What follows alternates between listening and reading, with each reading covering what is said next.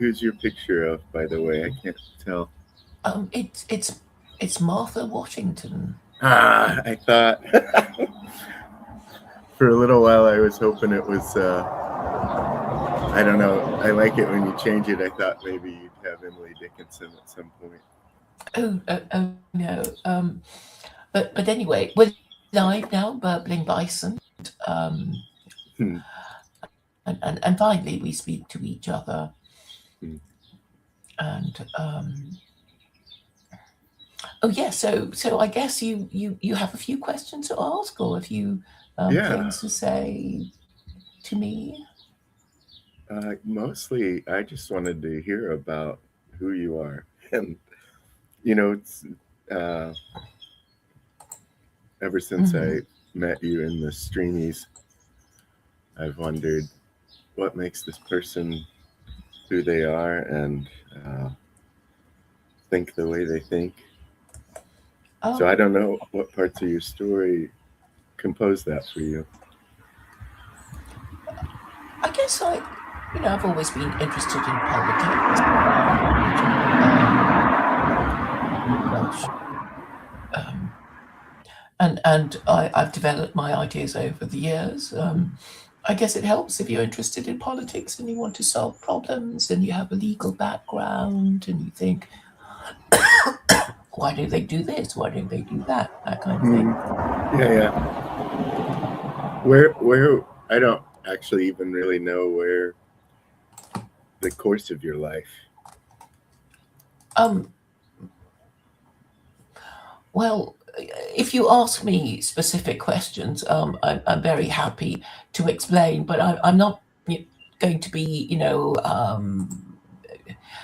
talking about my personal life too much. I think that there's probably sufficient material online to show Okay. my track record of being a political activist and the kinds of ideas that I promote. I'm basically saying, um, but for the um, support of the institution of marriage, um, Are you married? no. Okay. Me either. But I have been 3 times. My Oh, kid and right. I, my kid and I were talking last night about like whatever we can know of you from the online ideas. Our family would seem like all the things you think are wrong with America, except for that Well, we're all happy and well. you're saying you feel happy and well. Right. Is that it? And my kids, yeah. Uh-huh. Um, well, well, that's good then. But I get the impression that a lot of Americans just by going on social media that they're not, really happy with things. And of course, a lot of people are not happy with the way America is running the world in its Oh foreign yeah, policy. that's for sure. It doesn't it doesn't And and I suppose my ideas are directed at, what could be done about it. And I'm saying, um, not having an official moral system, i.e., a system of rules. right. Most importantly, it's about the rules, but that it's also about the values and what and the origin story of whatever group you are. And I guess if you're not sure, you can, I guess, join yourself to a religion to say, wow, it's so noisy. Oh, sorry, I wondered about that. Um, I can move inside. Um, um, well, maybe it's a nice day and you want to enjoy it is the very beautiful sunshine. outside. Yes. Uh-huh. um, But it sounds like there was just a truck or something or a yeah, lorry a that. truck passed by. Yeah. Mhm. Sorry. No problem. But otherwise, it's pretty quiet. But I'm saying, yeah, it's all to do with. Um, well, I think it's because most people don't really believe in the political orthodoxy, and the political orthodoxy is liberalism. And Right. I don't think people are um, feeling that things are working because, you know, well, not that many years ago they thought the election was stolen, and now that they voted for Trump, they don't think that he has fulfilled his part of the bargain because, as far as I know about MAGA, they want that they expected him to not be starting another war. Right. Right. Yeah. But maybe you're not bothered about foreign policy. Oh yeah. I don't feel like I can do a lot about it. Uh, Well, I it's will. the What same. I will admit to you is like what I'm 55. So like for 5 decades, when I was born in 1970, I already had the feeling like for geez, all the years I could as a kid be like a not pay war taxes and be a conscientious objector. I did that kind of stuff. Like you have to write a letter every year and blah blah blah. And uh, I never agreed with. Well, like I lived in Jerusalem in the '90s, and it was right during one of those Gulf War things, and like my parents were always concerned about me, but uh, it was fine over there. I mean, they're the closest I got. I worked for like a Palestinian orphanage, and anyway, it was that made it radically clear to me that like what my parents were hearing on the news was not what was happening on the ground. Does that make sense? Hmm. Mm, And then so that was like 18 to 21 or something like that. But and then so I just never had faith in the government. Maybe my generation is like that. I'm not sure. Like when I listen to Grimm, that's what I think. Like we're kind of we grew up that way. Of we already didn't have faith, and then my kids. I've got kids from 30 to 21, and mhm, you know, I would say there's one that's really activist, mhm.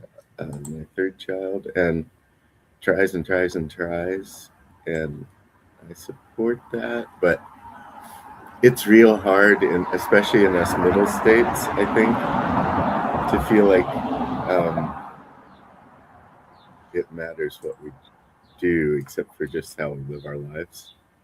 Yeah, And I totally get it because I don't think I don't think the ordinary voter is expected to take an interest in foreign policy because, I mean, to be fair, a lot of people don't even understand the history of their own country, let alone the countries that their government invades and bombs. So that's all right, very understandable, and obviously a lot of people prefer to think that the government is, you know, acting out of good motives, and I've even never if they thought that.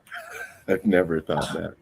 okay, I've never thought they were acting in our interests in my right, right. lifetime. But I think it is a trust issue, isn't it? It So is so a trust issue. they sort of pretend that we can choose, you know, Yep, from a menu of things that they call, that we care about. Yep. hot button issues that they talk about, as they run their election campaign and Hmm. pretend to care. But I think foreign policy can affect your country if you start too many wars that you can't win, as the Oh yeah, British did. yeah. I totally agree. Mm, It Claire, like for me, it's the well. I don't know if you've watched like our last two elections, but you can. And I don't care enough about it to dig into the problematics of our voting system, but Hmm. you can see the numbers. Like I can see that my state voted a certain way and we still got a different result,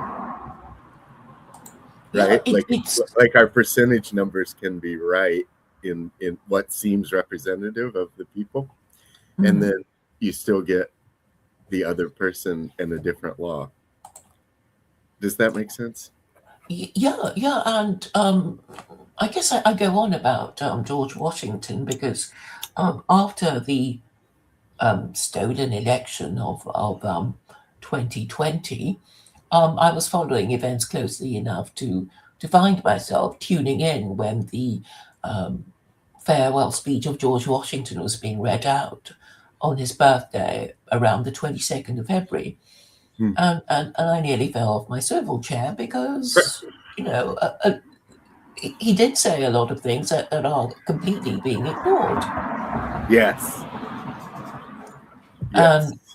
and nobody seems to care. It's sort of, well, he did warn against political parties, and people say, oh well, we've done it now. We're not going to give up our voting, you know. And I'm saying, but haven't you noticed that every time you vote, your government gets worse? So maybe it's time to stop and ask for a new and better system. And I don't get much of a response, and I guess it's too much, really, too big an ask, and obviously people are going to call you names for not supporting voting, not Yeah, believing yeah, in the yeah. I idea that didn't if you vote for carry a on long voting. time, and then you get the whatever it is, inactivist Mm, accusation, right?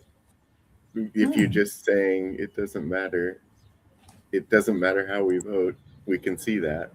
That's been true all my lifetime. Um, you're still gonna get whatever they give you. That's how it feels. And Yeah, then, and but I think, for Americans, yeah, carry well, on. I'm just curious, like if you have concepts of a solution. Well, yes, I do. That's why I go on about it so much because, I'm saying it's really very simple. Americans just read George Washington's speech, and it's like they can't do it. They can't do it. It's like, oh, I tried to listen to it on YouTube, but I fell asleep. And then I've got, oh, the sentences are too long. The language is too archaic. It doesn't matter now. It's too late. You He know, even had beautiful handwriting, but I mean, I've read it many times. But then, how does that affect? It only affects the way we live in our community. That's what it feels like. So I'm, as I said, happy here, very happy, but totally unhappy with even the state officials. Like I don't know anybody that likes their representative. yeah, so basically it's a trust issue. In theory, you have a system that allows the ordinary American to choose Their his representative, president, but in in reality, it's all pre-chosen for them, right? right? Yes, it's just you get these selections, and I mean, for years we just wrote in So one of my it's real that we mhm, wrote in one of my friend's yeah, and, cats, and the thing is, and it got the most votes, and it still didn't get the position. sorry, what's this about cats? I didn't quite catch what you said. Oh yeah, one of my friends. We did a what do you call it?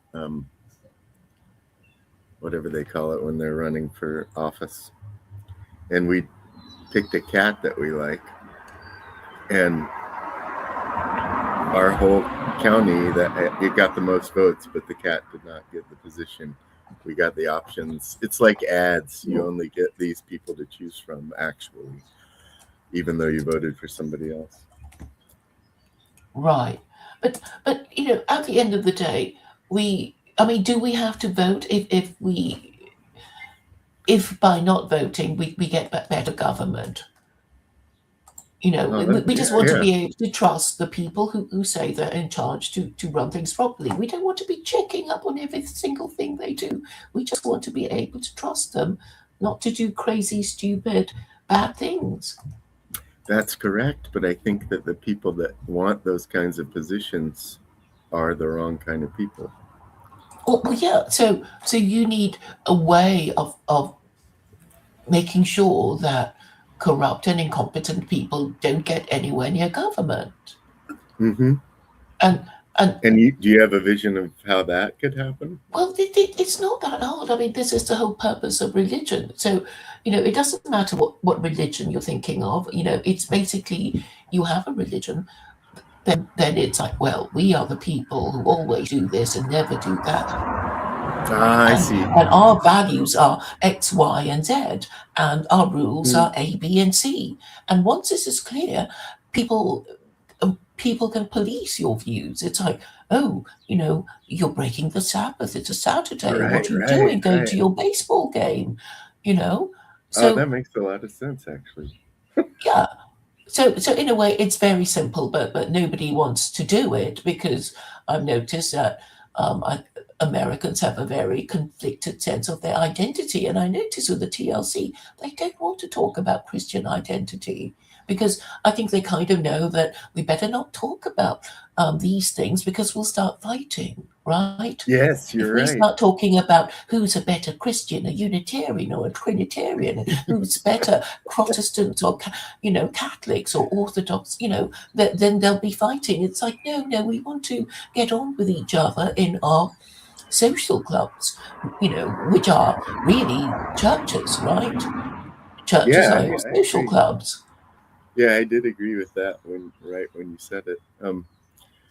Yeah, I think that's very interesting because what I find the struggle is when I watch it about this thing of, well, if we start talking about how we keep the Sabbath and then we're like, oh, well, I keep it like this and you keep it like, you see what I mean? I think that Mm.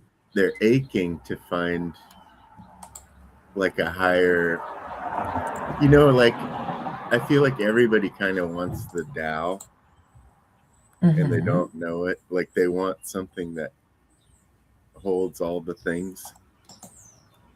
So they want to, what do we call that? That's like well, it's just like this sociology book I've been reading.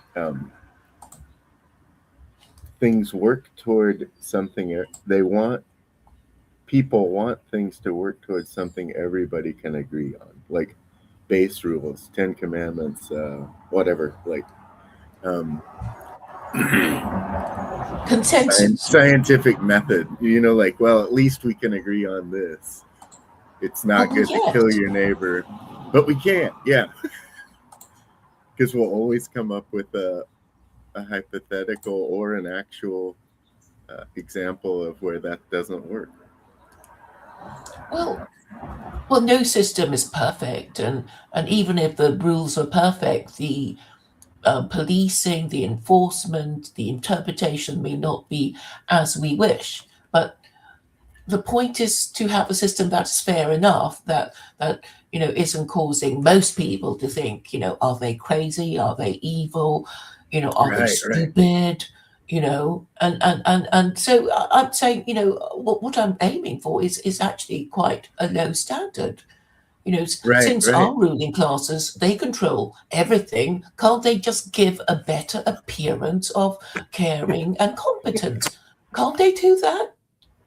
You know?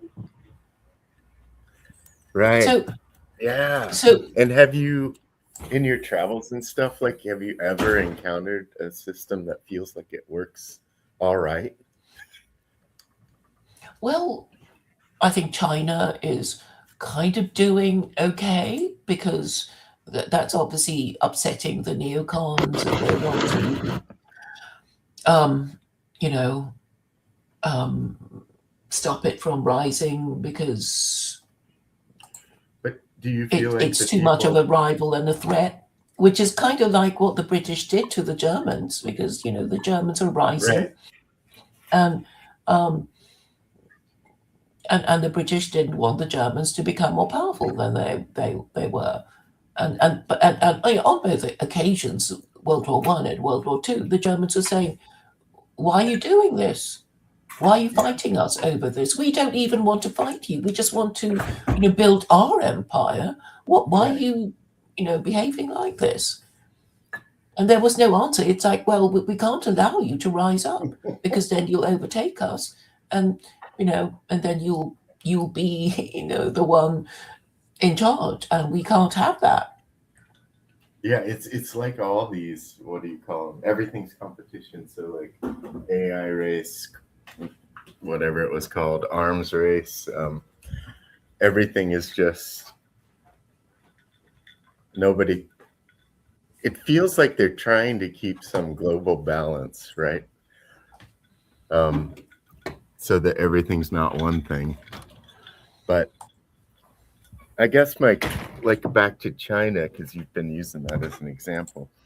I'm still real curious about how the folk like us that live in villages actually feel about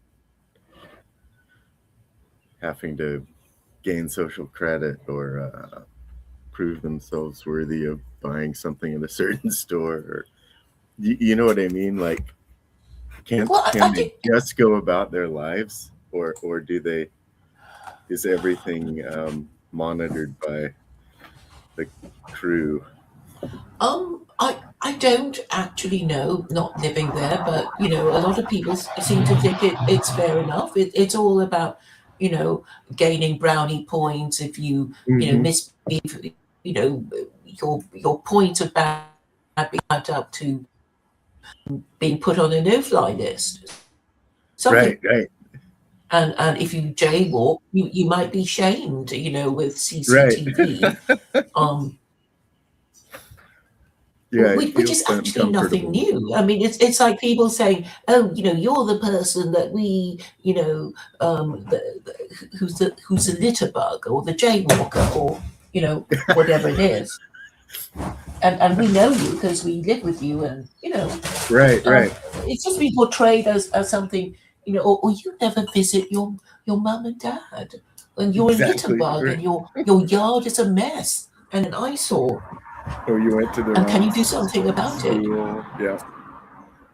Um, But but do you want, like, it feels different when it's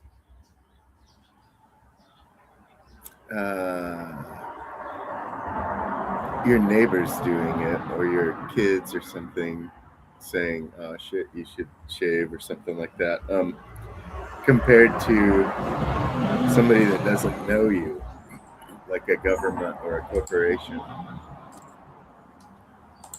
Does that well, make sense? I mean, I don't really. I mean, I think we're kind of primed to find all these things oppressive, but I think that there are plenty of oppressive things that go on in the West. Like there was a time when graduates who thought they might be on their way to a good job have somebody trawl through their timeline on X and say, "Oh, when you Right, were a teenager, you did this mean thing about gays and whatever." right, Which pretty oppressive too. Um, right, but I think at the end of the day, we have to give up some of our liberty in order to live in a civilized society. And if you want to talk about mm, people, if you want to gossip about people, then we have to accept the corollary of other people gossiping about us and maybe spreading, you know, false stories, which we hope we can correct with, the laws on defamation or something. But but I right, think ultimately most people just want their taxes to be affordable and their public services to be well good enough for the taxes right. they pay, and for other countries to not be regarding them as some kind of rogue nation, and to have some kind of reputation for decency and honesty, and so people will Yes, do business with you. correct. So I think this governance discussions are a matter of scale. Like when we talk about all that stuff that just happens when you get more than one person together, that it seems the problematic of representation is scale. So Well, like I think. I even think, so I live in a town that's maybe 350,000 or something, and I even think at that scale we do fine, which is a giant scale, and we don't like the people on the west side, and they don't like the people that live in the north, and blah blah blah. That's all like normal. Even a tiny farm community would have that shit, you know, like that person doesn't take care of their yard, and that person leaves their equipment to rust in the rain, and blah blah blah. But Mhm. but it works okay. Like Mhm. everything's fine. You just know what's dirty, what's clean, what's who's doing what, you know. And that doesn't seem ungoverned to me. Like it governs itself. But then when you scale that up to a state, there's no way a person can represent the different kinds of communities there are. And then when you scale that up to a shit thing like the size of the US or Russia or India, you've totally lost it. Do you know what I mean? Like, it Not doesn't really. matter how many, well, it doesn't The matter. scaling thing defeats me. Why do people keep saying that word, and what does it really mean? Well, it's like,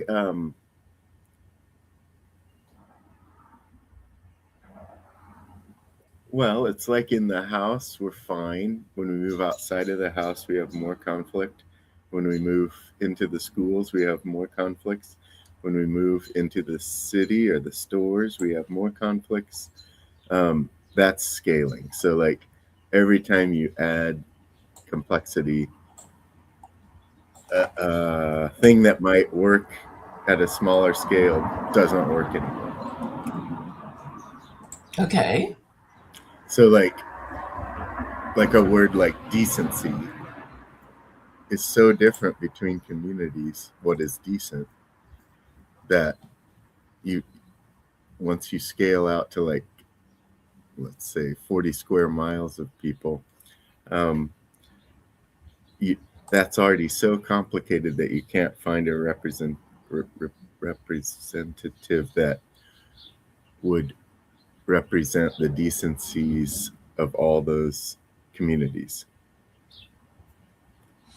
or Right. So, the givens, or the ideas of what is good, or right. Like if we have a tribe in Oklahoma that needs to kill each other as a rule of honor, that's decency for them. I mean, that's really honor and truth to them.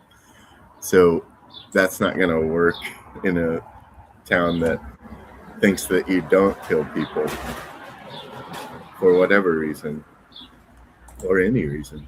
Um, and what then are you you can't have saying though somebody that, that represents both of those. So Oklahoma and Kansas, let's say, in one representative or set of laws. so are you talking about the kind of red church, blue church thing? No, I'm talking about like native traditions versus American liberalism, or whatever it is, democracy. Do you mean what, flyover country versus coastal elites? No, I really mean like,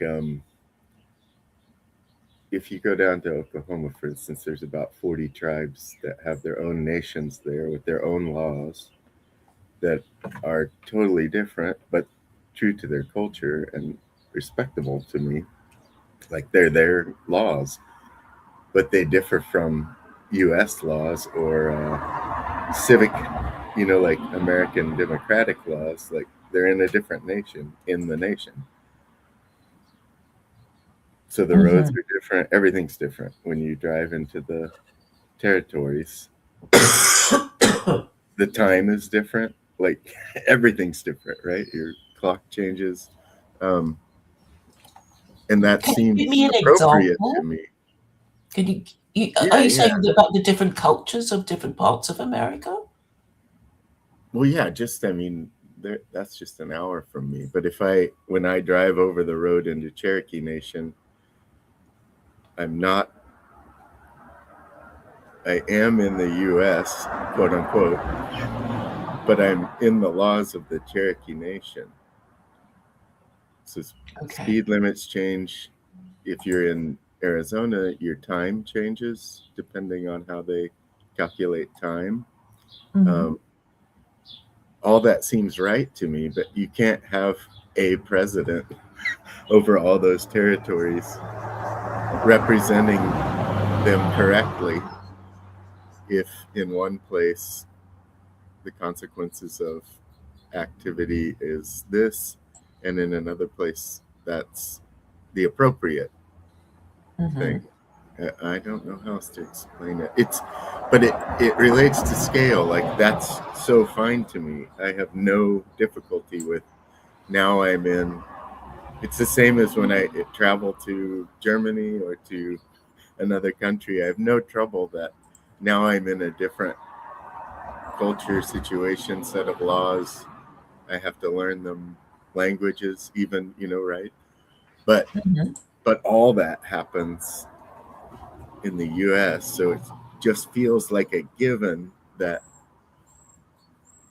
there's not a possibility of a feeling of representation in a kind of standardized governance. Well, surely all Americans can agree that there ought to be a law against murder, theft. That's just not true. It's That's what not. I'm trying to tell you about, like, tribal culture versus, I guess you'd call it democratic or whatever came out of the Enlightenment. But I don't. But there are laws against homicide, aren't there?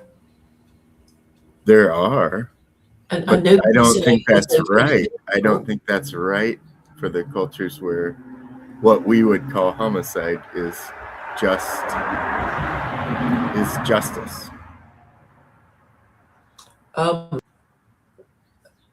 Could you give an example? Yeah, so like if you look at native law, especially like Sioux or Crow, the penalty for the way the community handles theft of salmon or theft of a cow or something like that, can get up to there are just ways to take life, is what I'm saying. Okay, but you're not Native American, are you? As far as I know, there might be some in there. But I haven't done my gene tree. right, but I mean, you're not subject to the laws that you talk about. You are when you're there, right? Right. So I guess you shouldn't be, poaching their salmon or, hunting their buffalo if Yeah, you're but not even Native where you American. can, even when you, but even But as they're not allowed to kill you either, are they? not under U.S. law, you see. Yeah. So, and U.S. But law that is seems wrong, murder. right? Because Pardon? you're in their nation, they Yeah, should but be able you've to taken them do. over. That is true. That's what I'm talking about. You have conquered Canaan. Well, I didn't do it, but this is Well, the there's a problematics town I'm called New talking about. Canaan in Connecticut, isn't there? Like, how do you feel about things like the EU, for instance, or NATO, or any of those things that try to collectivize communities and set laws for them? Well, you can leave, which the British did in 2016, I guess. I mean, there are ways of organizing yourselves. I mean, there are referenda, that you Mm, can vote for or against. I mean, these are theoretical. I mean, in theory, we could leave NATO, right. but there'll always be sort of fake um, departures. Right. Like that. I guess that's what I feel like when we look at maps. The That's kind of what I'm saying. It's like the U.S. However they plotted the land that they think is theirs feels a lot like Africa and India from the Indian students that we get that are from different regions, right? Like they they they feel like they're entirely different countries and foods and architectures and cultures and ways of marrying and all that kind of stuff. But then there's this umbrella thing that feels so arbitrary of like it's India, it's Africa, or even if you go down to like Nigeria, like the tribes don't operate as Nigeria. Well, there's always the local and the provincial and the national and the international. So Okay, it that's would help if scaling. we can agree on the laws. That's the scaling problem that we're talking about. So the local has a way of governing itself, let's say, that's so different from the ones you just named, the state or the national or the blah blah blah. Yeah. So I mean, the ancient Chinese have this expression: the emperor is far away. Meaning, Yes. Yes. whatever the local officials to do to you, you have to go a long way to appeal to him. Right. Um, but also, the fact that he's far away means that he can't be, looking over your shoulder about every little thing. And I think it's pretty much universal that people in the cities are, they have to behave in a different way because always being watched by their neighbors and Right. government officials. Well, in the country, you kind of get to do what you want most of the time Right. and get away with it. Hmm. And then you just have to make a choice. Are you town mouse or country mouse? Yeah, that's true. But then this is what uh, this does lead to what I'm always curious about with your comments because I feel like I think this is what I thought I would feel like that you are humane and I'd love to have you as a neighbor and then but then you have these then you'll leap to the national like I could determine what Trump does or I should be able to. So I would guess that if they had taken a vote, I would guess I would hypothesize that none of us wanted war in Iran. Okay, Well, no, I mean, I'm talking ordinary about people people don't in want the. war. You know, Sorry, right? ordinary people don't want war. They're just Yeah, happy to go exactly. about their business of shopping and watching sport and that kind of thing. But obviously, um, war can be profitable if you um, are in the if you're an arms manufacturer. Right. Or lots And of if other things if you want oil differently, or there's lots of reasons that one can see one would like to assert power over another area. But but it's that leap, like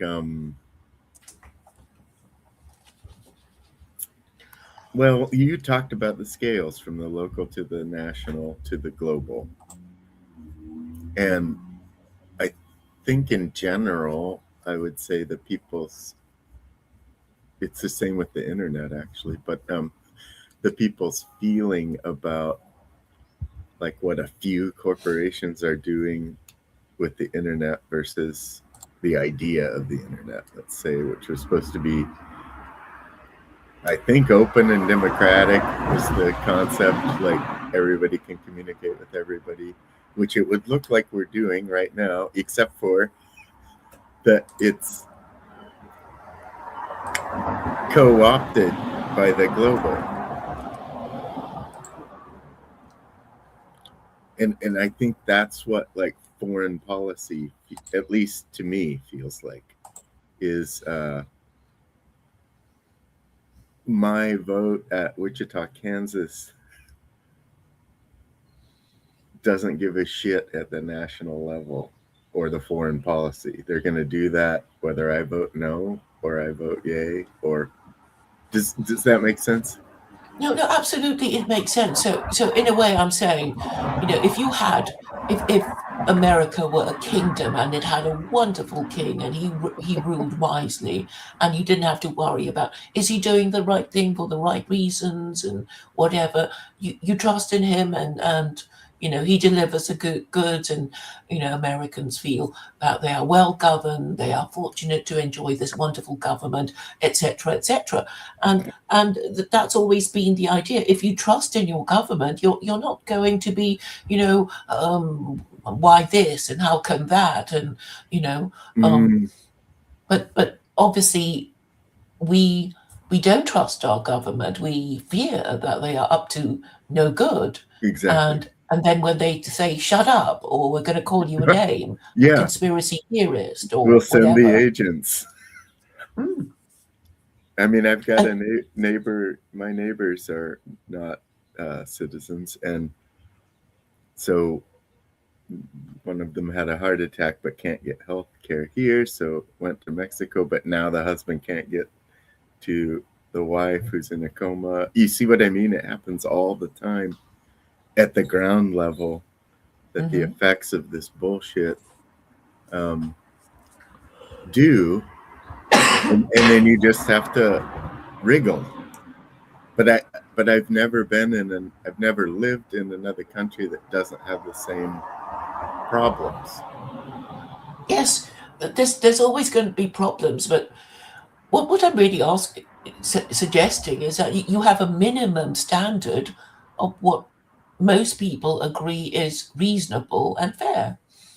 So that's why I keep going back to the I low high agree with that, but who polices it? Like, if we decided that as a country, let's say that we have, well, even the Constitution, that's a little bit long. It's not minimum, but even that, like, who then holds accountability?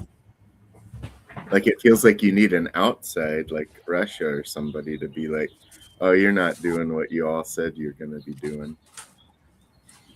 You can't. Well, yes, accountability, right? And the traditional view is that elections keep your ruling classes accountable. That was a traditional view, and then you people started rigging the elections. I think people knew that it was preparing.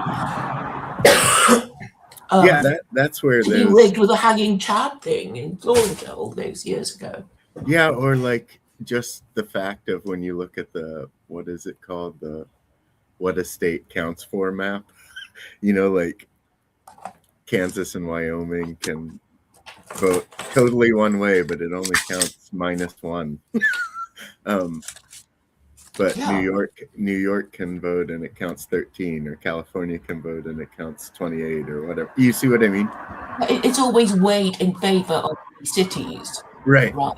And they're doing it on purpose because they tend to ignore the wishes of country folk and farmers, and they're important too because, well, they produce food on the country. Yes, but they only do it to. I mean, I'm aware, that the Wizard of Oz is really, farmers complaining about, American agricultural policy, and right. So, but how do they handle that in smaller countries? Like, I went to grad school in Switzerland, and I will say that I found it extremely pleasant, although quite expensive. But I didn't. I mean, where my school was I would say country folk, Hmm. and far remote from like Geneva or the big cities. And I Hmm. didn't hear much grumbling and complaining. Like things went smoothly in those cities, towns. Hmm. Hmm. Um, but I don't know what they do for that to do that. Do you Right. know? I mean, Swiss efficiency, they say, don't they? They sure keep their yards clean. Um, but like, I don't know how that is. Then I have Slovenian friends and Bulgarian friends, and it's a mess. Like it's grueling. Uh, Hmm. so and those feel so small. They would be like they're like where I live in Wichita size as a whole country, and Hmm. it's so odd that that also doesn't work. Sorry, I didn't catch what you said. Your last sentence. What did you Oh, say? it's odd that it can't work at a scale of that size. Um. To me, it's odd that that they have continuous wars in those places, with sizes that seem like you would know it's better if you're not fighting. Sorry, are you talking about Switzerland? I'm not sure what Now you're I talking moved about. up to Bulgaria and Slovenia and uh, those Eastern European countries. Hmm.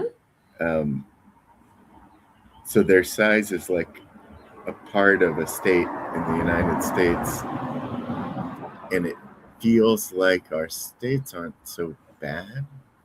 I mean, the ones that are not packed with people, but Well, at least you speak the same language, right? Not like those Europeans with their mm, yeah, different yeah. cultures and languages. And um, yeah. But wouldn't I guess the struggle I've had with those smaller countries up there is that feeling of would it's stunning to me, Claire, that it doesn't feel evident to people in a small space that it will be better for us if we get along than if we keep killing each other. Well, yeah. So we need rules to make us behave properly, so we don't feel like killing each other and stealing from each other. We need, But that, a minimum standard of fairness, right? well, that's the idea from the outside. But the reason they're killing each other is because they have rules and standards. Which country are you talking about now? Well, let's do, oh, hell, I don't even know what they call it anymore. Um, I can think of the book I'm thinking of. It's got Sarajevo in it. Bosnia, Yeah, Herzegovina, the yes. breakup of Yugoslavia. But Serbia. Was Serbia involved in all that? Yeah. So well, there you have these agreed upon rules that are the clash that causes the killing. I think America tried to accelerate it, but that was part of the plan to take to extend NATO, right? But this is what I mean about like place, mapped places like Nigeria or Chad or something. But the well-established rules, laws, ethics, whatever within there cause tribes to kill each other, even though given the space, it doesn't make sense that you'd have to have this arbiter from outside that is like, it'll be better for you if you just um, don't clash. Well, exactly. So you need a religion, otherwise, people will divide and rule you and But you infiltrate need your a shared, society. And make You you need a fight each shared other. religion. They have religions. That's one of the reasons they're killing each other. Which country are we talking about now? I feel like we could talk about any of them. Wasn't it all the places we've talked about, like the Serbia, Bosnia, the Nigeria tribes? I can't remember what they're called. Okay, are we talking about Christianity and Islam?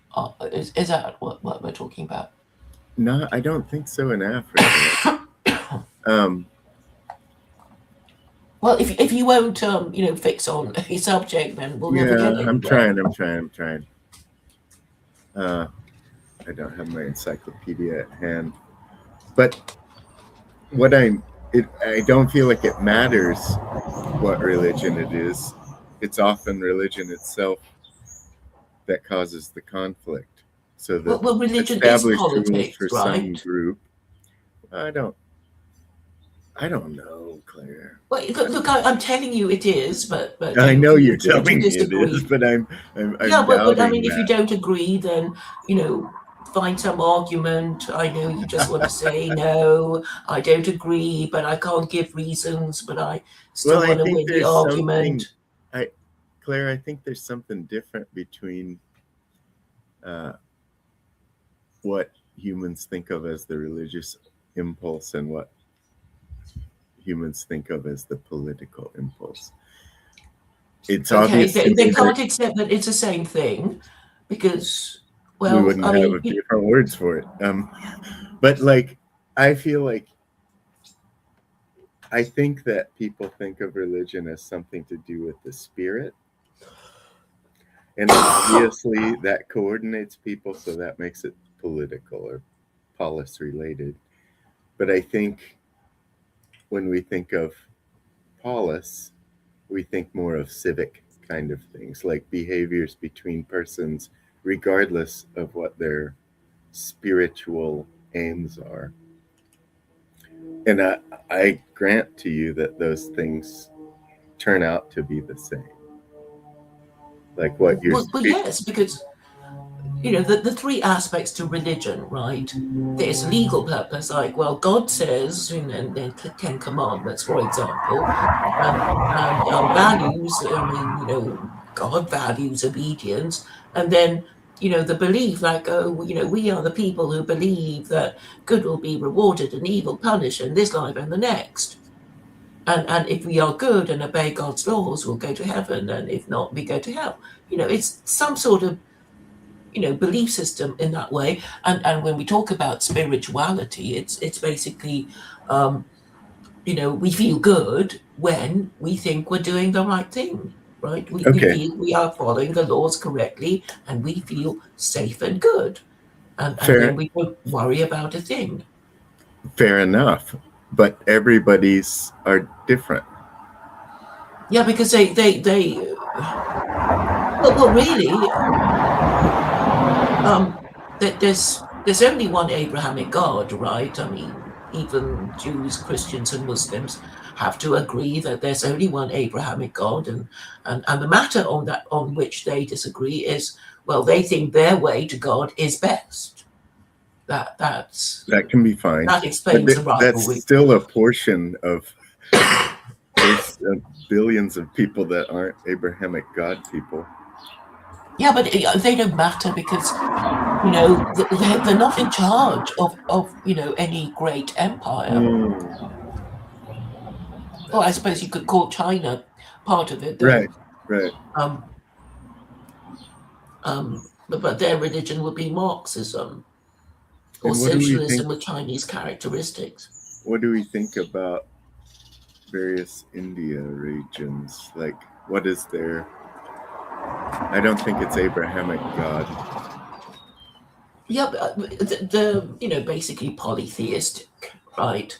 And we know that it's the Abrahamic religions that are the most powerful, who have acquired the most empire. And that's why we should concentrate on these three religions and dismiss Hinduism and Buddhism, who have accomplished very little in the way of imperialism. Oh, that's interesting. What leads you to that kind of thinking? Well, I mean, it's obviously true that, the last three global empires have been Christian, i.e., Right. the Okay. Spanish, British, and American empires. And we are kind of talking politics, aren't we?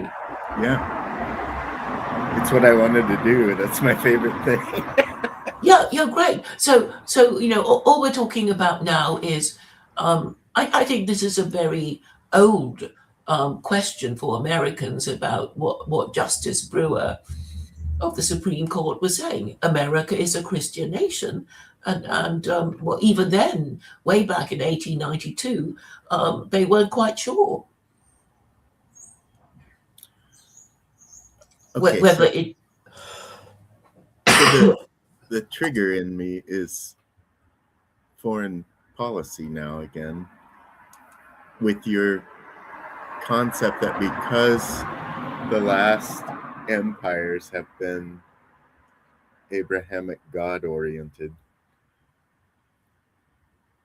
I still don't see a solution, because we do have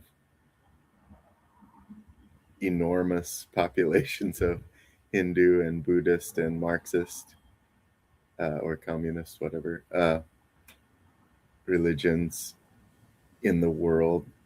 Like, how it feels like you're arguing for the imposition of Abrahamic God power on everything, rather than so that then we could arbiter by an Abrahamic God position everything across the globe. Well, there Is is that already. what you're arguing for?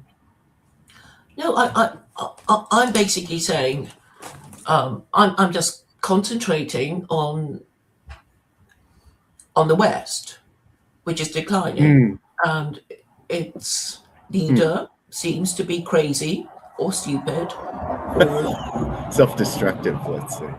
yeah, and I'm really focusing on the West because, well, Okay. I do live in India anyway, or any of those countries, and what would be the point of talking about them? Because in any case, they India does what America says anyway, doesn't it? So It's trying to. foreign policy problems are being in places that aren't like that.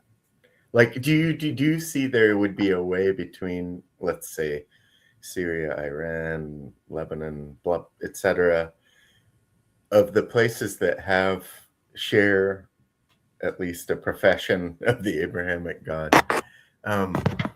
Do you see a way for those all to come to some kind of peace? Oh yes, yes. It's America is just basically getting them to fight. It's getting the Muslims to fight, and they're stupid, and they like fighting anyway. So they're easily divided and ruled.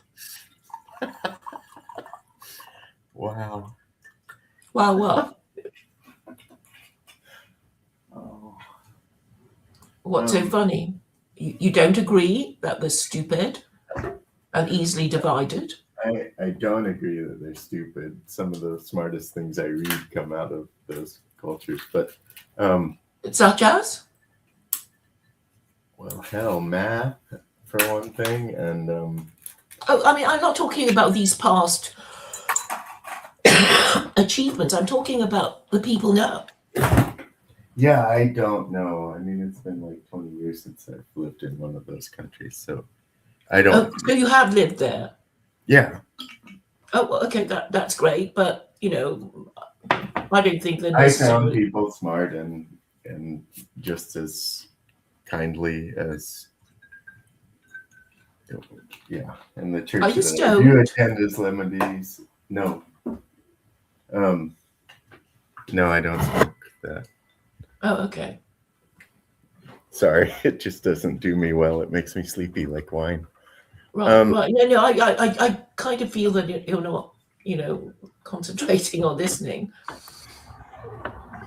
Oh, I apologize. Because you seem to be not really caring about, what's happening in the West. Oh, that's not And true. and, and, I'm and just you don't fascinated. think that, well, I mean, Do you know what the I'm trying to do, Claire? I'm trying to put together how, like, today, listening to you, I agree with your assessments of like global culture, I guess. no, I'm not even promoting a global culture. I don't think you even understand what I'm saying. Okay. I'm Well, not promoting a clarify. global culture. I'm saying how Americans and Western nations can solve their problems, and it's not by starting World War III, or maybe you don't think America is starting World War III. Maybe Well, you don't. it feels like every time we can agree on things that are whatever occurring in places, but then you'll leap to a solution, and I can't follow the threads that are the solution. So, Okay, what can't you follow? well, when we started, I felt like I had an insight when you said that you thought because the last few empires have been Abrahamic God ruled, that Abrahamic God ruling should make a global empire. That's what I heard you leaping to. Um, well, it would be logical, but I'm not proposing anybody invade anybody. I'm just saying And I in cult. was trying to say that doesn't make sense with the Hindu and Buddhist and Marxist communist Let's not talk cultures. about the Hindus. They don't matter. Why don't we just concentrate on the West?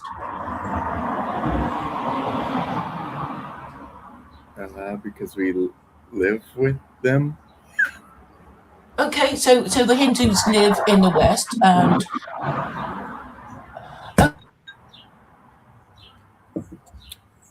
hard to concentrate because of the traffic noise. Okay, And I'll move I'm inside. not saying that everybody should be whatever, should have the same religion. I don't think you even understand what I'm trying to say. Well, I want So to. yeah, and I'm trying to explain to Okay. you, and then you start talking about something else. And if you don't agree, I mean, fine. You don't agree with okay, what exactly don't you agree with me about? And then we can go through it. I think that I still don't have a vision of your solution. Like it feels like What you is want. my solution? That's Do what you I know what don't. it is? It usually sounds like there should be rules or laws that everything's accountable to. What's wrong But with that? well, it feels like that's all we've been talking about is everybody has rules and laws that they're accountable to, and Well, everybody does those are have a the legal reasons that system. there are wars. What? That's the reason there are wars, because Well, rules people and disagree, and sometimes they disagree to the point of violence. Yes, yes, and the rules and laws, we can't find a universal one. a universal one. Well, I think I have, but you seem to be But it's rejecting it. it's not true. No, I think you're actually rejecting the idea of even looking for a solution. You're just saying everything's going to fail. It doesn't matter. Why are you bothering? Isn't that what you're saying? That you're even stupid for trying. That's what I'm Uh, hearing from you. And I don't mind you well, saying that, but I just wish you get to the point. If you think I'm stupid for trying, then I will ask you why. Am I stupid for no, I trying? no, I think actually that that is the desire of people. Like I can't imagine we could go anywhere in the world together and not find people wishing that everyone could agree on something. Yeah. So we negotiate, right? We try to find common interests. But I Okay. get the feeling it's like, oh, rules, yuck. Who wants them? That I think that's what you're No, saying. no, that's not my feeling. Like I was that way, but listening to you, I'm not that way. Because your approach to it is different from, I think that when I would watch you in the comments, I thought that you wanted to impose your own on everybody else. No, I'm just trying to But get people to agree on the minimum yes, standard. that's what I That's feel all. now. And I'm querying the possibility of that across even the West, even No, no, okay. my city. No, but I think it starts with, do you understand what I'm saying? And if so, do you agree with it? In theory, I'm not Yes, I saying think I do. everybody Yes. has to agree with me. It's like, do you even understand? Because I don't think that people understand, or they can't even talk about it. They cannot even talk about it. They have to, pretend I mean something else, or Well, they have to this pretend not to understand, so they don't this, have to this talk was about the it. this was the thing. This was what I wanted out of this, was to figure out what you're going for, and I like that. Like it, I think that it comes across sometimes as imposition. Like I have it figured out, and I'm going to tell you what everybody should be seeing. And then now talking to you, I don't feel that. I feel like you're yearning for something rather than wanting to like Just Putin yearning it. for understanding. Mm. And I don't even get that, but I guess I have to keep trying. But I'm my also wonder is how, my other wonder with you all the time has been how you perceive that unfolding in actual life versus uh, theoretically. well, it always starts with being understood, right? Because if you're not even being understood, then you're certainly not sending any message that's Right. going to be understood. So you see, I don't know. I don't know because people just can't talk about it, right? Or they will say, when they understand, it's never going to happen. And I'm saying, of course, it will never happen if people never understand, or if they understand Right. and they hate it, they're going to suppress it, Right. right? Have And you, do you travel a lot? no, no. Okay. But I've done some traveling, Well, I but I wouldn't just feel say like I'm. if I could, if if the combination of our different ways of communicating, and you're not wrong. My students also often think I'm high. Um, it's just it takes me longer to think through things. But What do you teach, if I may know, if I may um, ask? I mostly teach. Well, my job imposes me to teach mostly life sciences and research methods. Hmm. But then the things I teach are usually uh, independent studies that are multidisciplinary, so people don't know how to deal with them. Hmm. So they send them to me. So especially things that cross the arts and the sciences. Hmm. And my schooling, I guess, is mostly in philosophy, theology, and music. Hmm. Uh, Interesting. so yeah, I'm a mess. But what I've been thinking about as we talk is like, if you could bang against real people more often. And now this makes me see why the TLC is a perfect place for you to. I mean, I'm uncomfortable in that space as well, but Hmm. but it makes sense because you get to practice or sharpen. Like I picture more like we're in a bar in Germany, and then we're in a bar in Jordan, and then we're in a bar in Africa, and then I feel like what I appreciate so much about you is this. I guess I can just mostly call it yearning, but passion of your vision is quite something to me. Like it's very interesting. It makes me happy that you have Martha Washington as your picture. But like, it feels like if you could communicatively bang off all these different,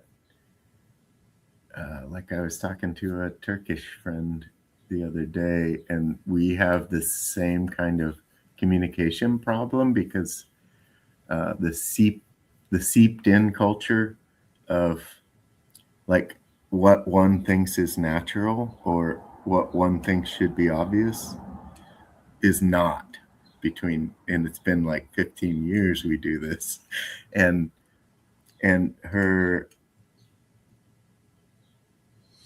Turkishness just assumes a lot of things that are different from a farmer from Kansas's assumption culture. And then it takes so long for us to bang those together to find, what would you call it? Camaraderie or convergence. And yeah, like now, like that's what it feels like it needs, where like a thing like the internet sounds more like, I think people perceive more that you're just delivering your truth. Does that make sense? Rather Yes, than, I am explaining what I think is a problem and what I believe is a solution. Though I'm not sure if people really understand. exactly. It's not boxed out at a small enough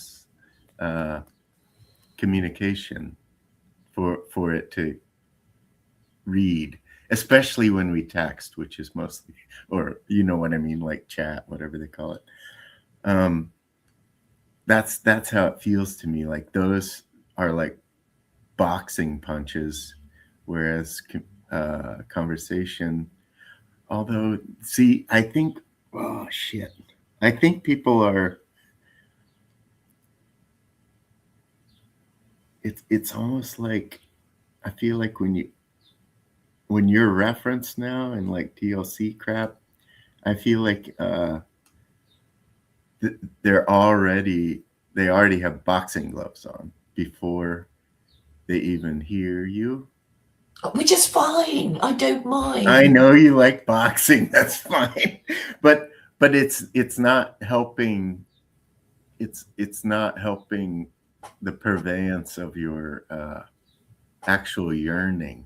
Like I don't feel like they're feeling the heart of what's Well, driving you. I don't think it.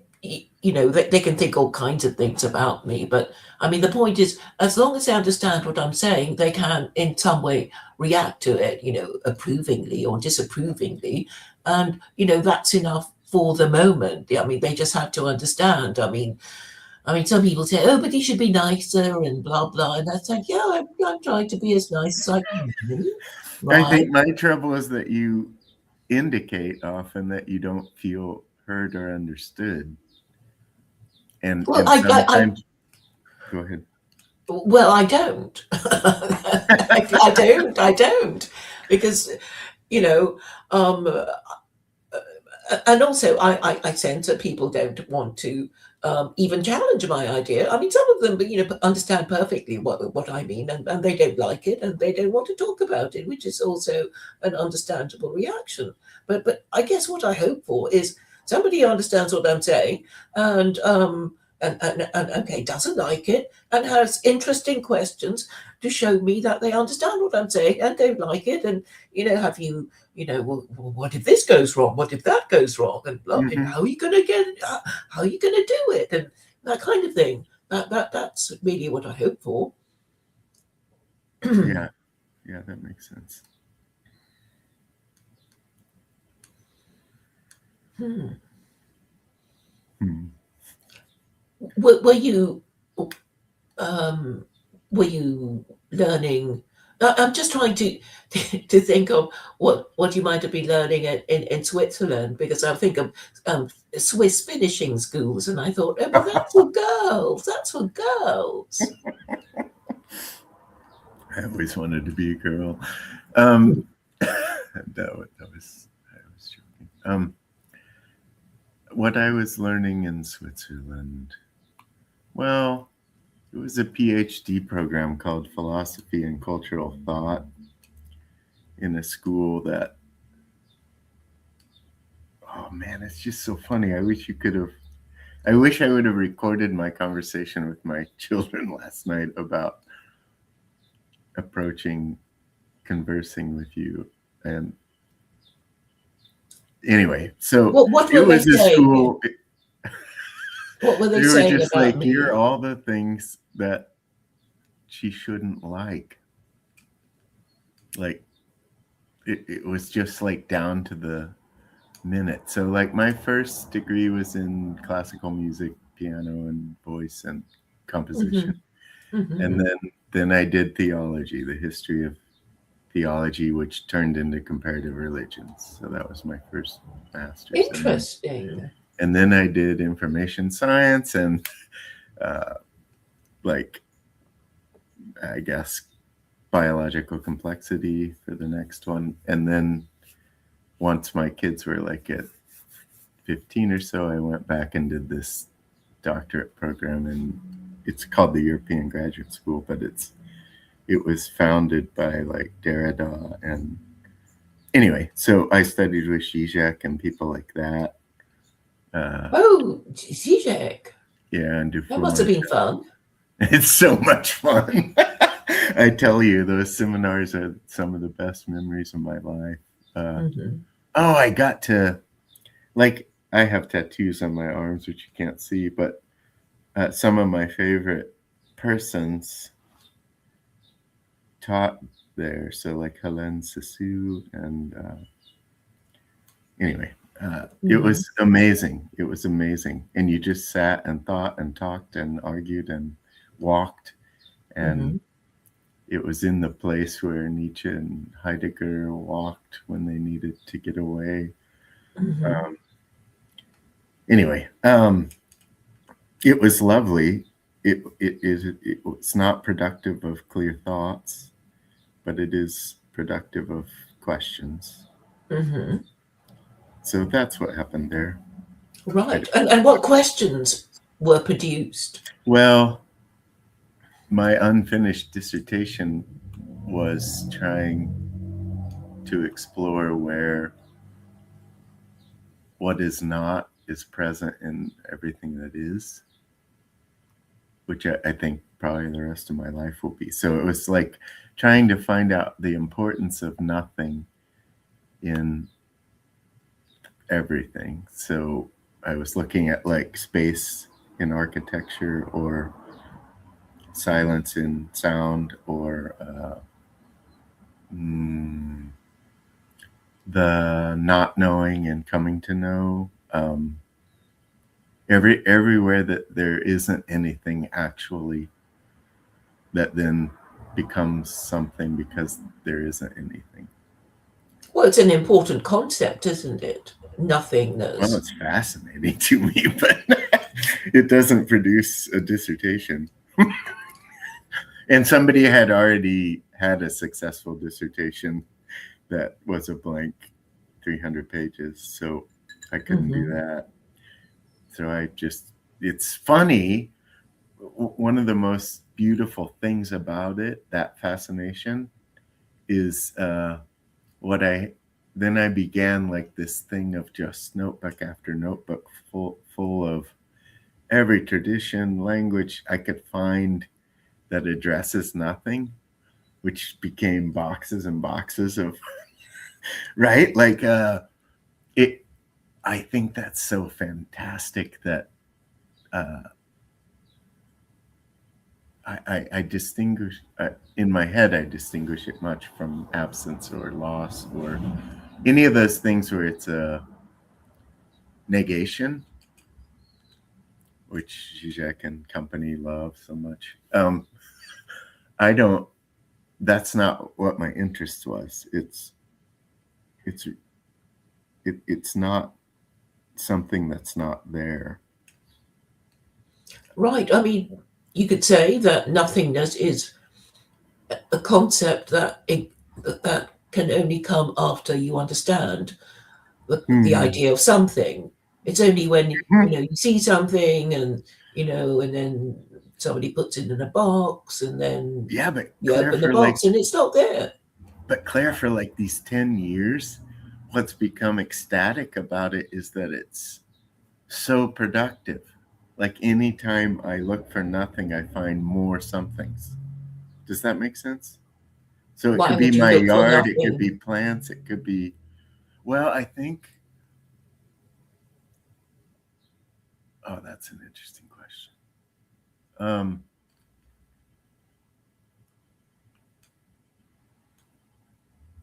Well, this actually relates to all the rest of the shit we've been talking about. I have a sense that from my youth and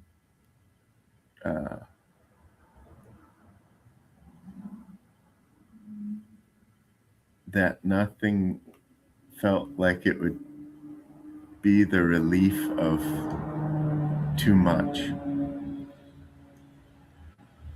What? Sorry, I didn't understand. I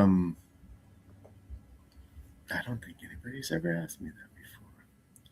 So this might not be true. That's what I'm saying. Like it's a response I'm feeling in my body more than my head. But it seems to me that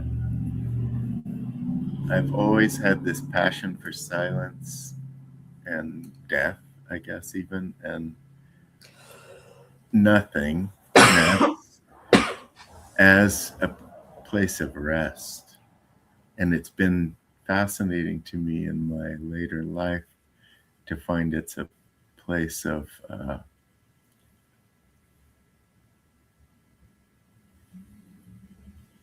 what seems to be infinite production. But I think the desire for the concern, the care, pursuit of nothing was to escape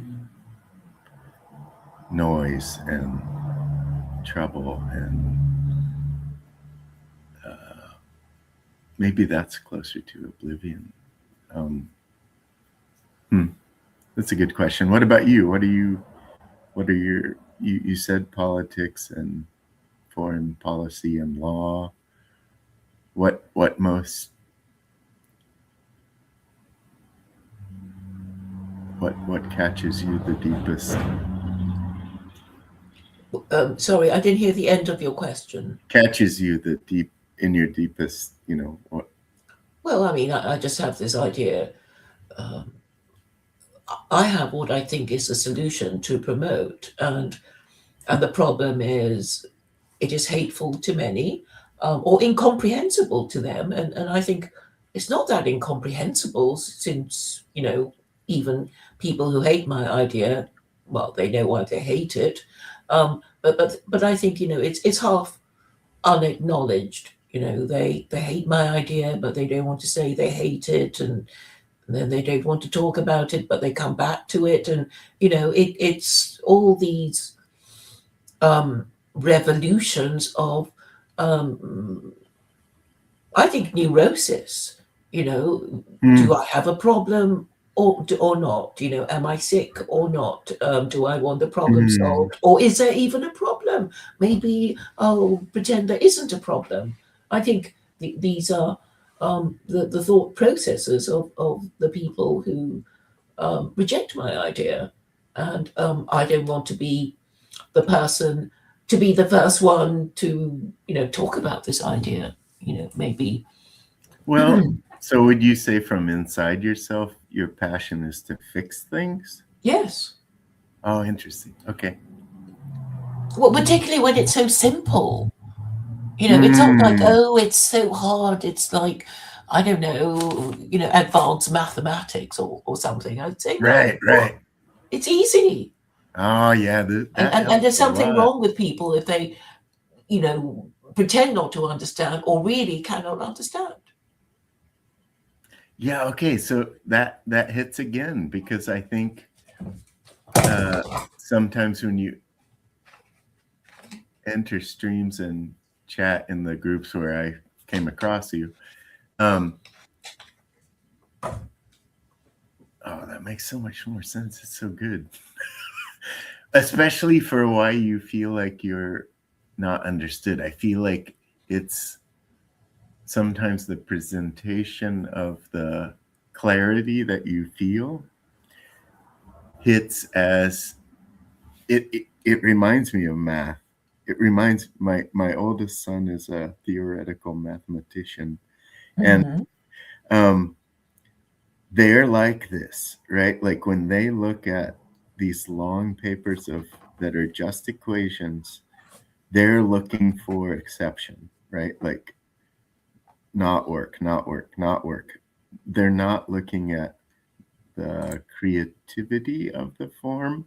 Sometimes they are, but in basis, it's like if I punch forth a clear idea, it puts everyone on the defense of where does that idea not work. This is what I think is brilliant about the Tao because it does that for you ahead of time. So every phrase is taking itself away while it's like, yes, I know all the objections, and yes, I'm saying this thing. Um, and I don't. Does that make sense? Probably not. Sorry.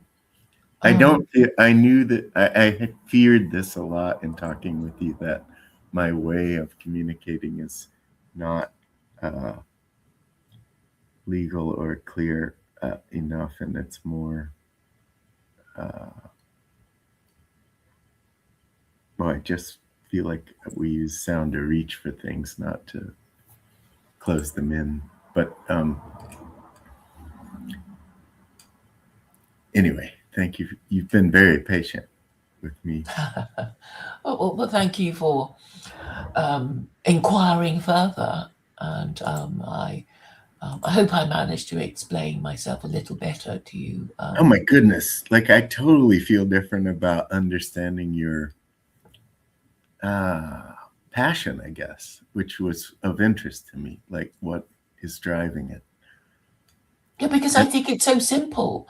And this example that comes to me of the time when I saw a fox on a pizza box, standing on the pizza box, obviously trying to get to the pizza in the box, but standing on top of it. And I remember willing it to take a step back. And then the solution would become uh, more obvious. But if you Wow. stand back, then you can see it's a box, and it has a lid. You just have to flip the lid Yeah, you open. can tear at That's it all and you you'll do. get to But it. if you stand on it, you won't be able to Yes. see that. Oh, that's so good.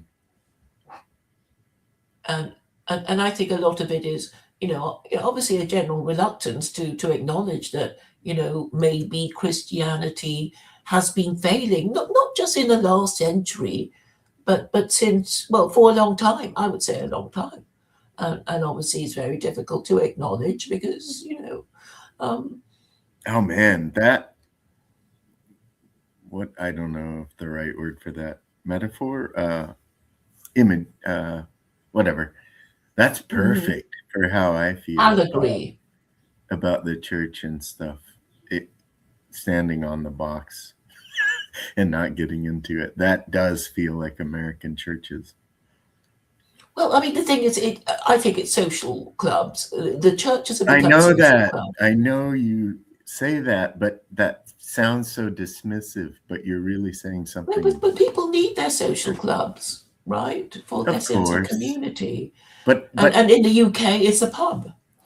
It's the white person social is club. it still like I just So, heard some chat where they were talking about like rules so that like they lower the alcohol content so much of being in trouble that people aren't hanging out in pubs anymore.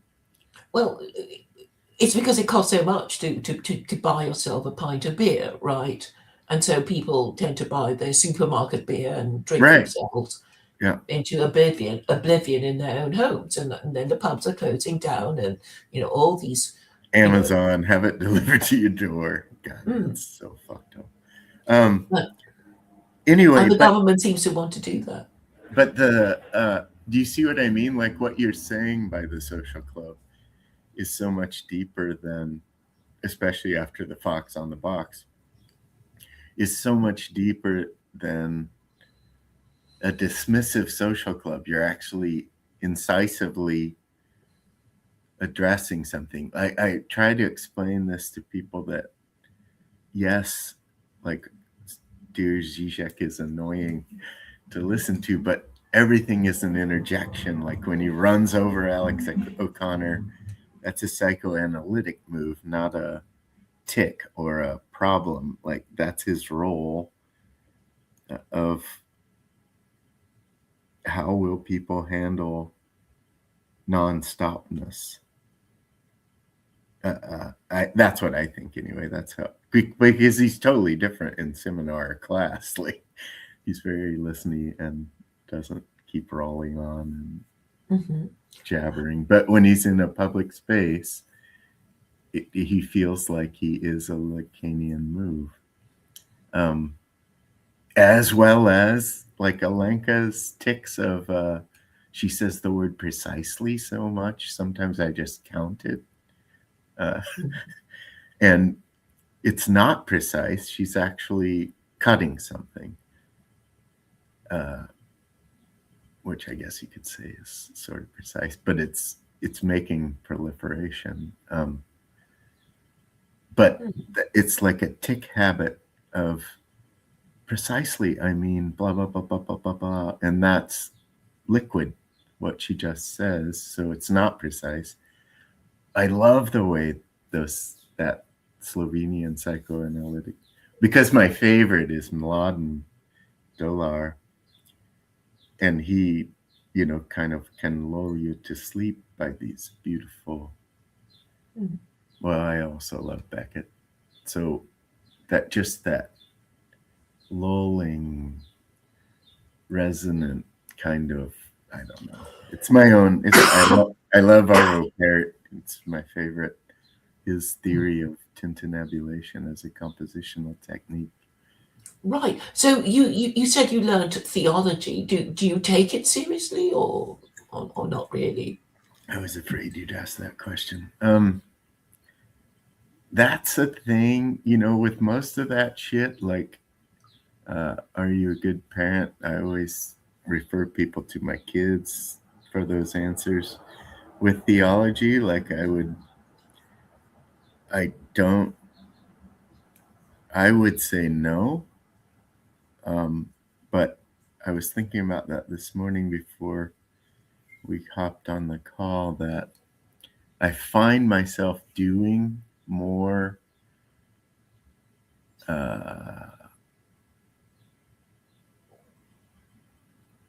I think that I help people love God more a lot. And I feel in my own self that I don't know if that's what I do. Wait, but do you? I know I in help love? other people. That I don't know. Yeah, I really Okay. don't know. Okay. Interesting. I do a lot of the things, like I have a real ritual kind of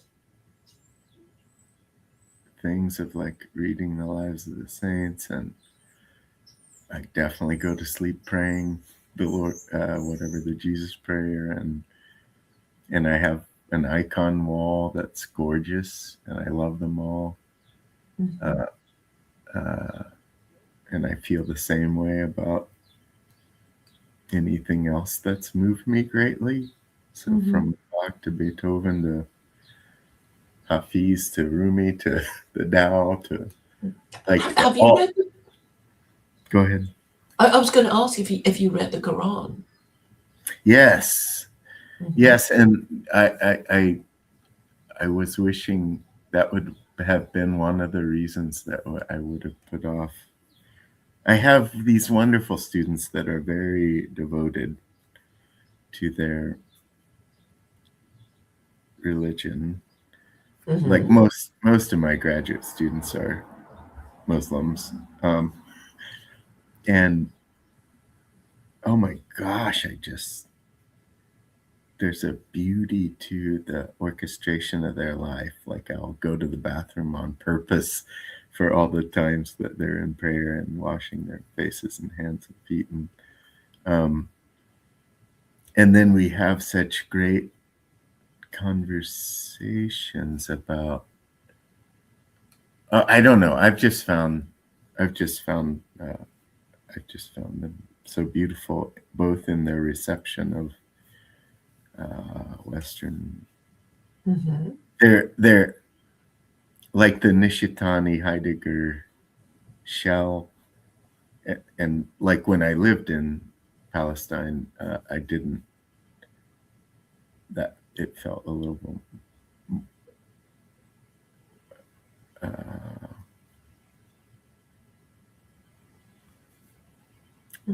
The communities felt more divided politically than thoughtfully. What were you? Carry on. Oh, I was studying I was working on fragments of the whatever you call it, the things they pulled out of the caves, Dead Sea Scrolls. There's so many fragments that Mm-hmm. I was there for he'd send you over to work on fragments for a couple of years. But I took classes at Hebrew University and it was so beautiful, Claire. Like I'd have a Israeli faculty and then a Palestinian or Lebanese faculty member teach the same course of history, and it was so different, right? From each. I can imagine. It was amazing. And then it's a treasured time to me because it was like I guess that's why I bring up the Native Americans so much, because one of the things, if I were free to work less, that I had wanted to do was to figure out how in Oklahoma, there's some spaces, if you look at a map of where the tribes were moved, Claire, Mm-hmm. there's a county in Oklahoma that has almost 43 tribes that would have been warring when they were in the north and the south and the west and the roving over our mid-plains, that have figured out how to converge their traditions and invent new games for their children. And it feels like the solution to me, whatever they're doing there. And then I went to a poetry reading in Garden City, which is the most immigrant population in America, insofar as I know.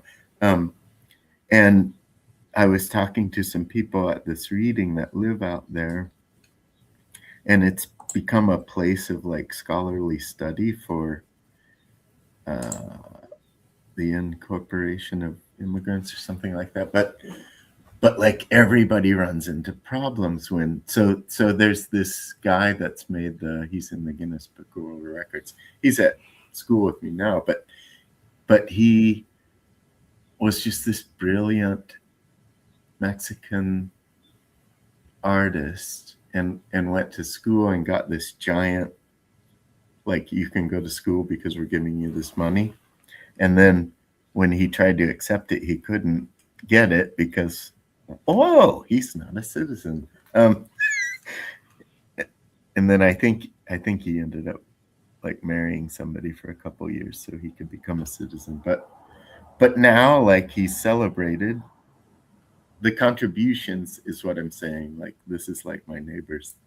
Their contributions and their work is so amazing. But if they ran into a thing like this health problem or accepting money from a scholarship, and then suddenly they're exposed as, wait a second, you've been contributing all this, but you're not a citizen. Anyway, Mm-hmm. I don't know how I got off on that, but the thing we're talking about, like your heart feel that I sense, I feel of, we could get down to brass tacks in a way and agree that we'd like to be well with one another, and that Mm. some accountability, um, Mm-hmm. so that we can tell when somebody's not being well to another. Um, Yeah. uh, Very simple. I don't know why people make such a meal of it. Mm. yeah, but it took if you look over the history of the Indian territories across the Midwest as people pushed them away from where they lived Mm-hmm. and stuck them all here in the flyover country, as you say. Mm-hmm. Because who cares? You look. It took about 100 years. It's kind of the same. I hadn't thought of that before, but kind of the same period of time it really took, like the Civil War, to become the civil rights movement. Mm-hmm. So 80 Mm-hmm. years, let's say. And then now that you can go into this compact area and all these different tribes have sacred hills or places that are kept apart, like you're not going to get an Arapaho moving over onto a Navajo, right, hill. And yet they can have ceremonies that combine all of their things. It's astounding to me, Claire. Like, Oklahoma is astounding to me. Aside from the Cherokee, like they're a little bit more uh, othering. Um, Mm-hmm. More uh, exclusive. Is that? yes. Mm-hmm. Hmm. Yeah, Mm. not share. They don't share their casinos. Anyway, the places where the smaller populations of tribes got pushed together that would have been warring all their thousands of years of history Mm-hmm. is remarkable to me. That Mm-hmm. then you shove them here and stick them there and they figure out how to do it. That's amazing to me. I feel like there's a secret there into these problematic democracies. Well, people blend their cultures and create new cultures and, have Well, that was the a idea new of modus America, right? vivendi. Isn't Pardon? that was the proclaimed idea of America? Well, yes. But you Um, have to let things still be sacred and respected between them. It feels like the South is like, my son is at Louisiana State now, and that's another territory that has these. It's more turbulent, I think, but there is more respect down there for you don't have to become a gray thing. Like you can have your hoodoo and your voodoo and Creole and make different foods, and that will be kept sacred for you, as well as we can figure out how sort of, I guess it is turbulent, but I like it better than like New York City where you just feel like everything's become gray. mhm. Does that make sense?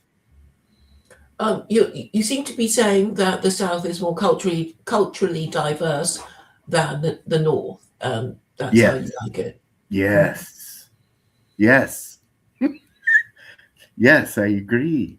I feel like Okay. once you pass St. Louis and Kansas City, Chicago becomes a gray city. Like everybody's become Chicago instead of.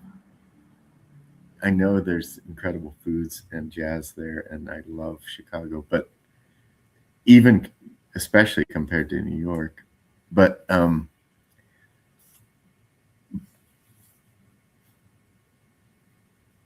I think you're right. I think in the North things blend and become mediocre differences. And in the South, the differences are sacred. And still, there's collectives. Mhm. Well, thank you, Burbling Bison, for telling us your point Thank you, of view. Claire. Sorry, yeah. Okay. Thanks for allowing it, I guess. All right. Mm. Thank you for explaining your point of view. Take care and enjoy the rest of the weekend. Yes, you as well. Thank you. Bye, Claire. Bye.